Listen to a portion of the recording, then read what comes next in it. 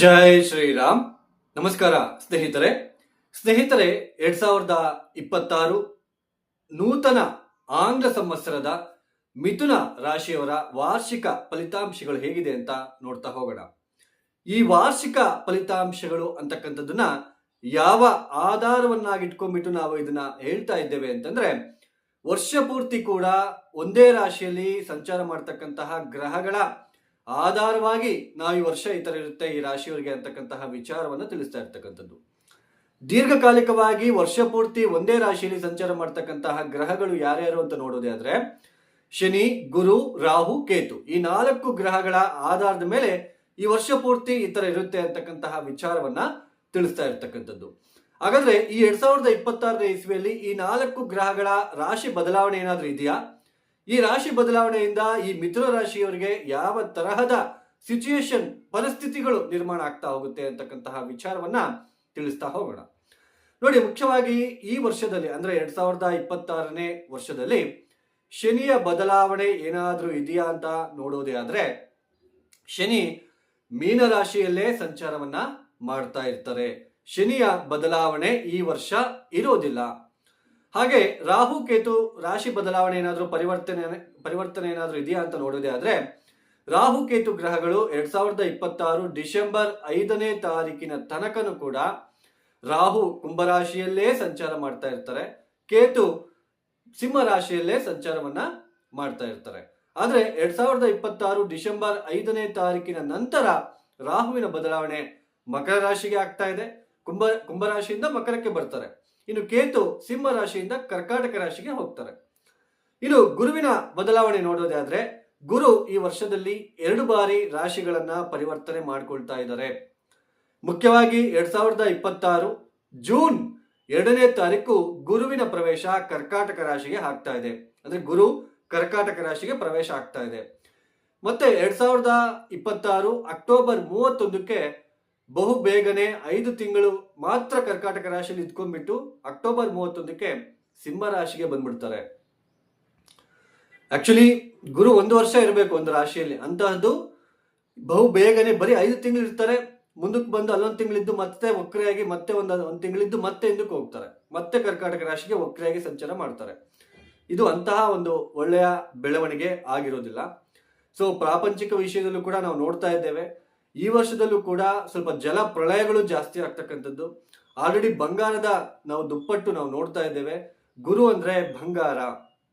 ಈ ಬಂಗಾರದ ವಿಚಾರದಲ್ಲಿ ನಮ್ಗೆ ಏನಾಗ್ತಾ ಇದೆ ಅಂತಕ್ಕಂಥದ್ದು ಕೂಡ ನಾವು ನೋಡ್ತಾ ಇದ್ದೇವೆ. ಮುಂಬರುವ ದಿನಗಳಲ್ಲೂ ಕೂಡ ಇದರ ಒಂದು ದರ ಅಂತಕ್ಕಂಥದ್ದು ಜಾಸ್ತಿ ಆಗ್ತಕ್ಕಂತಹ ಸಾಧ್ಯತೆಗಳು ಜಾಸ್ತಿ ಇರುತ್ತೆ. ಸೊ ಈ ತರ ಪ್ರಾಪಂಚಿಕ ವಿಷಯಕ್ಕೂ ಅಷ್ಟೊಂದು ಒಳ್ಳೆಯದಲ್ಲ. ಈ ಒಂದು ಮಿಥುನ ರಾಶಿಯವರ ಫಲಿತಾಂಶಗಳನ್ನ ನೋಡೋದೇ ಆದ್ರೆ, ಈ 2026ನೇ ಇಸ್ವಿಯಲ್ಲಿ ಜನವರಿ ತಿಂಗಳಿಂದ ನೋಡ್ಕೊಂತ ಬರೋದೇ ಆದ್ರೆ, ಮುಖ್ಯವಾಗಿ ನಮಗೆ ದಶಮ ಸ್ಥಾನದಲ್ಲಿ ಶನಿಯ ಸಂಚಾರ ನಡೀತಾ ಇದೆ. ದಶಮ ಸ್ಥಾನದಲ್ಲಿ ಶನಿ ಬಂದಿದ್ದಾರೆ ಅಂತಂದ್ರೆ ಜನರಲ್ ಆಗಿ ಪ್ರಿಡಿಕ್ಷನ್ ಮಾಡೋದಕ್ಕಿಂತ ನಾನು ಇಲ್ಲಿ ನಿಮಗೆ ಒಂದು ವಿಷಯನ ಹೇಳ್ತೇನೆ. ಮಿಥುನ ರಾಶಿಯಲ್ಲಿ ಲಕ್ಷಾನುಗಟ್ಟಲೆ ಹುಟ್ಟಿರ್ತಾರೆ, ಎಲ್ಲರಿಗೂ ಕೂಡ ಒಂದೇ ತರಹದ ಫಲಿತಾಂಶಗಳು ಇರೋದಿಲ್ಲ. ದಶಮ ಸ್ಥಾನಕ್ಕೆ ಶನಿ ಬಂದಾಗ ಉದ್ಯೋಗದಲ್ಲಿ ಸಾಕಷ್ಟು ಸ್ಟ್ರೆಸ್ ಇರುತ್ತೆ, ಅಂದ್ರೆ ಸಾಕಷ್ಟು ಒತ್ತಡ ಇರುತ್ತೆ. ಕೆಲಸ ಮಾಡೋ ಜಾಗದಲ್ಲಿ ನಿಮಗೆ ಒಂದು ಟೆನ್ಷನ್ನು, ನೆಮ್ಮದಿ ಇಲ್ಲದೆ ಇರ್ತಕ್ಕಂಥದ್ದು, ಗಂಡ ಹೆಂಡತಿಯರಲ್ಲಿ ಅಷ್ಟೊಂದು ಅನ್ಯೋನ್ಯತೆ ಕಡಿಮೆ ಆಗ್ತಕ್ಕಂಥದ್ದು, ಅದೊಂದು ಟೆನ್ಷನ್ ತರ ಇರುತ್ತೆ. ನಿಮಗೆ ಸುಖಕ್ಕೆ ಭಂಗ, ಈ ತರ ಎಲ್ಲ ಇರುತ್ತೆ. ಆದ್ರೆ ಮಿಥುನ ರಾಶಿಯಲ್ಲಿ ಲಕ್ಷಾನುಗಟ್ಟಲೆ ಹುಟ್ಟಿರ್ತಾರೆ, ಎಲ್ಲರಿಗೂ ಇದೇ ತರ ಇರುತ್ತಾ? ನಿಮ್ಮ ಒಂದು ಜನ್ಮ ಜಾತಕದಲ್ಲಿ ಶನಿ ಇವಾಗ ಮೀನ ರಾಶಿಯಲ್ಲಿ ಸಂಚಾರವನ್ನು ಮಾಡ್ತಾ ಇದ್ದಾರೆ. ಅಲ್ಲಿ ಅಷ್ಟಕರ್ಗ ಬಿಂದುಗಳು ಎಷ್ಟು ಕೊಟ್ಟಿದ್ದಾರೆ ನೋಡ್ಕೊಳ್ಳಿ. 0, 1, 2, 3 ಈ ತರ ಅಷ್ಟಕರ್ಗ ಬಿಂದುಗಳು ಏನಾದ್ರು ಕೊಟ್ಟಿದ್ರೆ ಉದ್ಯೋಗದಲ್ಲಿ ಸಾಕಷ್ಟು ಕಿರಿಕಿರಿ ಅನುಭವಿಸ್ಲೇಬೇಕು. ಈ ಕಡೆ ಮನೆಯಲ್ಲೂ ಅಷ್ಟೇ, ವಿದ್ಯಾರ್ಥಿಗಳು ಓದಿನಲ್ಲಿ ಹಿಂದೆ ಬೀಳ್ತಕ್ಕಂಥದ್ದು, ಮನೆಯಲ್ಲಿ ನೆಮ್ಮದಿ ಇರೋದಿಲ್ಲ, ಗಂಡ ಹೆಂಡತಿಯಲ್ಲಿ ಪರಸ್ಪರ ವೈಮನಸ್ಸು, ಪರಸ್ಪರ ವಿರುದ್ಧವಾಗಿ ಇರ್ತಾರೆ, ಈ ತರ ಸಿಚುವೇಶನ್. ಅದೇ 4, 5, 6, 7 ಅಷ್ಟಕರ್ಗ ಬಿಂದುಗಳು ಏನಾದ್ರು ಕೊಟ್ಟಿದ್ರೆ ಸಾಕಷ್ಟು ಉತ್ತಮವಾದ ಫಲಿತಾಂಶಗಳನ್ನ ಪಡ್ಕೊಳ್ತಾರೆ. ಉದ್ಯೋಗದಲ್ಲಿ ಎಷ್ಟೇ ಸ್ಟ್ರೆಸ್ ಇದ್ರೂ ಕೂಡ ಸಕ್ಸಸ್ ಆಗ್ತಾರೆ. ಒಳ್ಳೆ ಪ್ರಮೋಷನ್ಸ್ ಆಗಿರ್ಬೋದು, ಇನ್ಕ್ರಿಮೆಂಟ್ ಆಗಿರ್ಬೋದು, ಇದೆಲ್ಲ ಸಿಗ್ತಾ ಹೋಗುತ್ತೆ. ಇದು ನಾವು ಇದನ್ನ ಕರೆಕ್ಟಾಗಿ ನಾವು ಅಬ್ಸರ್ವ್ ಮಾಡಿದ್ರೆ, ಪ್ರಾಕ್ಟಿಕಲ್ ಆಗಿ ಯೋಚನೆ ಮಾಡಿದ್ರೆ ಗೊತ್ತಾಗುತ್ತೆ. ಮಿಥುನ ರಾಶಿಯಲ್ಲಿ ಹುಟ್ಟಿದ್ರೆ ಎಲ್ಲರಿಗೂ ದಶಮ ಸ್ಥಾನಕ್ಕೆ ಶನಿ ಬಂದ್ರು, ಉದ್ಯೋಗದಲ್ಲಿ ತೊಂದರೆ, ಉದ್ಯೋಗದಲ್ಲಿ ಸಾಕಷ್ಟು ಜನಕ್ಕೆ ಪ್ರಮೋಷನ್ ಆಗಿರುತ್ತೆ. ಈ ಸಮಯದಲ್ಲಿ ಸಾಕಷ್ಟು ಜನಕ್ಕೆ ಉದ್ಯೋಗನ ಕಳ್ಕೊಂಡಿರ್ತಾರೆ. ಯಾಕೆ? ಬಿಕಾಸ್ ಆಫ್ ಅವರ ಅಷ್ಟಕರ್ಗ ಬಿಂದುಗಳು ಮತ್ತು ಆಮೇಲೆ ಅವರ ಒಂದು ಜಾತಕದಲ್ಲಿ ಇರ್ತಕ್ಕಂತಹ ಗ್ರಹ ದಶಾಭುಕ್ತಿಗಳು. ಸೊ ಅದು ತುಂಬಾ ಇಂಪಾರ್ಟೆಂಟ್. ನಾನು ಸುಮ್ಮನೆ ನಿಮಗೆ ಹೇಳ್ತಾ ಇದ್ದೀನಿ ಅಂತ ನೀವು ಅಂದ್ಕೋಬಹುದು, ಬಟ್ ಪ್ರಾಕ್ಟಿಕಲ್ ಆಗಿ ಯೋಚನೆ ಮಾಡಿ ನಿಮ್ಗೆ ಅರ್ಥ ಆಗುತ್ತೆ. ಮತ್ತಾಮೇಲೆ ಈ ಗುರುವಿನ ಪ್ರವೇಶ ಯಾವಾಗ 2026 ಜೂನ್ 2ಕ್ಕೆ ಆಗುತ್ತೋ, ಜೂನ್ 2ಕ್ಕೆ ದ್ವಿತೀಯ ಸ್ಥಾನಕ್ಕೆ ಬರ್ತಾರೋ, 2026 ಜೂನ್ 2ನೇ ತಾರೀಕಿನಿಂದ 2026 ಅಕ್ಟೋಬರ್ 31ನೇ ತಾರೀಕಿನ ತನಕ ಸರಿಸುಮಾರು 5 ತಿಂಗಳ ಕಾಲ ಮಿಥುನ ರಾಶಿಯವರಿಗೆ ಸಾಕಷ್ಟು ಇರೋದ್ರಲ್ಲೇ ಉತ್ತಮವಾಗಿರ್ತಕ್ಕಂತಹ ಫಲಿತಾಂಶಗಳು ನಿಮಗೆ ಸಿಗ್ತಾ ಹೋಗುತ್ತೆ. ಮದುವೆ ಆಗದೆ ಇರ್ತಕ್ಕಂಥವ್ರಿಗೆ ಸ್ವಲ್ಪ ಮದುವೆ ಆಗುವ ಲಕ್ಷಣಗಳು ಕಂಡು ಬರ್ತಕ್ಕಂಥದ್ದು, ಕುಟುಂಬದಲ್ಲಿ ಏನಾದರೂ ಸಂಭ್ರಮ ವಾತಾವರಣ ನಿರ್ಮಾಣ ಆಗ್ತಕ್ಕಂಥದ್ದು, ಸಮಯಕ್ಕೆ ಸರಿಯಾಗಿ ಒಳ್ಳೆ ಊಟ ಮಾಡಬೇಕು ಅಂತ ಅನಿಸ್ತಾ ಇರುತ್ತೆ, ಒಳ್ಳೆ ಊಟಗಳನ್ನ ಸವಿತಕ್ಕಂಥದ್ದು, ಆರ್ಥಿಕ ವ್ಯವಹಾರಗಳಲ್ಲಿ ಸ್ವಲ್ಪ ಉತ್ತಮವಾಗಿರ್ತಕ್ಕಂತಹ ಫಲಿತಾಂಶಗಳನ್ನ ಪಡ್ಕೊಳ್ತಕ್ಕಂಥದ್ದು, ಹಾಗೇನೆ ಒಳ್ಳೆಯ ನಿಮ್ಮ ಒಂದು ಮಾತಿಗೆ ಜನಗಳ ರೆಸ್ಪಾಂಡ್ ಕೂಡ ತುಂಬಾ ಚೆನ್ನಾಗಿರುತ್ತೆ. ಈ ಸಮಯದಲ್ಲಿ ನಿಮ್ಮ ಮಾತಿಗೆ ಬೆಲೆ ಸಿಗ್ತಕ್ಕಂಥದ್ದು, ಆರ್ಥಿಕ ವಿಚಾರದಲ್ಲಿ ಅಭಿವೃದ್ಧಿ ಸಿಗ್ತಕ್ಕಂಥದ್ದು, ವ್ಯಾಪಾರ ಕ್ಷೇತ್ರದಲ್ಲಿ ಇರ್ತಕ್ಕಂಥವ್ರಿಗೆ ಸಾಕಷ್ಟು ಉತ್ತಮವಾಗಿರ್ತಕ್ಕಂತಹ ಫಲಿತಾಂಶಗಳು ಸಿಗ್ತಕ್ಕಂಥದ್ದು, ಹೀಗೆ ಉತ್ತಮವಾದ ಒಂದು ಫಲಿತಾಂಶಗಳು ಈ ಮಿಥುನ ರಾಶಿಯವರು ನೋಡಬಹುದು. 2026 ಜೂನ್ 2ನೇ ತಾರೀಕಿನ ತನಕ ಸ್ವಲ್ಪ ಉದ್ಯೋಗದಲ್ಲಿ ಆ ತೀವ್ರತೆ, ಆ ನೆಗೆಟಿವ್ ಎಫೆಕ್ಟು, ಪತಿ ಪತ್ನಿಯರಲ್ಲಿ ಭಿನ್ನಾಭಿಪ್ರಾಯಗಳು, ಮತ್ತಾಮೇಲೆ ಸಾಕಷ್ಟು ಅವಮಾನಗಳಾಗಿರ್ಬಹುದು, ಅಥವಾ ಏನೋ ಒಂದು ಮನಸ್ಸಿನಲ್ಲಿ ಹೇಳ್ಕೊಳಕ್ ಆಗದೆ ಇರತಕ್ಕಂತಹ ನೋವುಗಳು, ಈ ತರ ಸಿಚುವೇಶನ್ಗಳು ಈ ಮಿಥುನ ರಾಶಿಯವರಿಗೆ ಜಾಸ್ತಿ ಬರ್ತಾ ಇರುತ್ತೆ. ಆದ್ರೆ 2026 ಜೂನ್ 2ನೇ ತಾರೀಕಿನ ನಂತರ ಯಾವಾಗ ಗುರುವಿನ ಪ್ರವೇಶ 2ನೇ ಮನೆಗೆ ಆಗುತ್ತೋ, ಅಲ್ಲಿಂದ ಸ್ವಲ್ಪ ಈ ನೆಗೆಟಿವ್ ಇಂಪ್ಯಾಕ್ಟ್ ಅನ್ನೋದು, ತೀವ್ರತೆ ಅನ್ನೋದು ಸ್ವಲ್ಪ ನಿಮಗೆ ಕಡಿಮೆ ಆಗ್ತಾ ಹೋಗುತ್ತೆ. ಸ್ವಲ್ಪ ಪಾಸಿಟಿವ್ ಸೈಡ್ ನೀವು ಹೋಗ್ತೀರಾ. ಇಷ್ಟು ದಿನ ಉದ್ಯೋಗದಲ್ಲಿ ಏನಾದ್ರು ಸ್ವಲ್ಪ ಟೆನ್ಷನ್ ಇರ್ತಾ ಇತ್ತು, ಸ್ವಲ್ಪ ಅದು ಕಡಿಮೆ ಆಗುತ್ತೆ. ನಿಮ್ಮ ಮಾತಿಗೆ ಬೆಲೆ ಸಿಗ್ತಾ ಹೋಗುತ್ತೆ.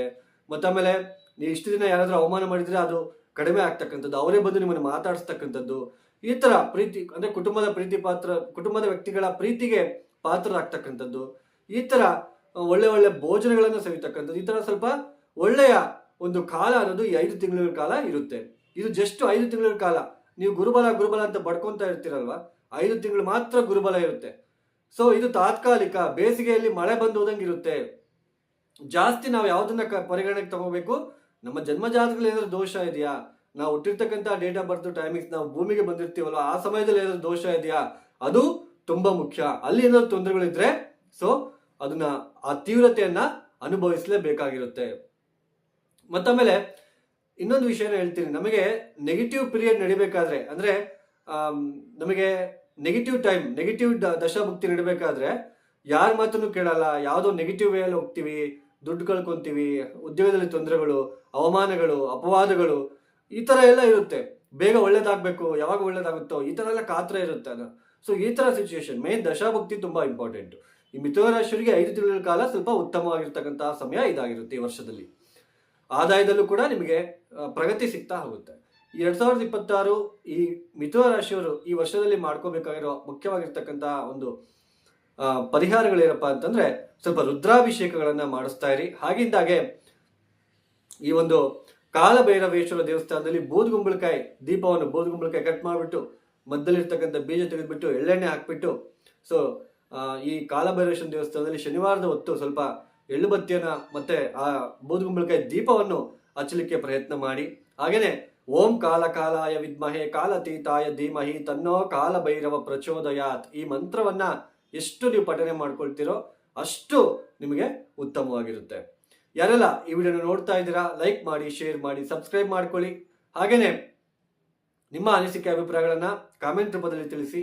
ಮತ್ತು ಮುಖ್ಯವಾಗಿ ಯಾರಿಗಾದ್ರೂ ಆಸ್ಟ್ರಾಲಜಿ ಕನ್ಸಲ್ಟೇಷನ್ ಬೇಕು ಅಂತಂದ್ರೆ ಡೇಟ್ ಆಫ್ ಬರ್ತ್ ಟೈಮಿಂಗ್ಸ್ ಇರ್ತಕ್ಕಂಥವ್ರು ಮಾತ್ರ ಕರೆಯನ್ನು ಮಾಡಿ. ಪ್ರಾಬ್ಲಮ್ಸ್ ತಿಳ್ಕೋಬಾರ್ದು, ಜಸ್ಟ್ ನೀವು ಡೇಟ್ ಆಫ್ ಬರ್ತ್ ಟೈಮಿಂಗ್ಸ್ ಕೊಟ್ಟರೆ ಸಾಕು. ಸೊ ಇರ್ತಕ್ಕಂಥದ್ದು ಏನಿದೆ ಕಂಪ್ಲೀಟ್ ಅನಾಲಿಸಿಸ್ ಇರುತ್ತೆ. ಸೊ ಯಾರಿಗಾದ್ರೂ ಇಷ್ಟ ಇದ್ರೆ ಕಾಲ್ ಮಾಡಿ.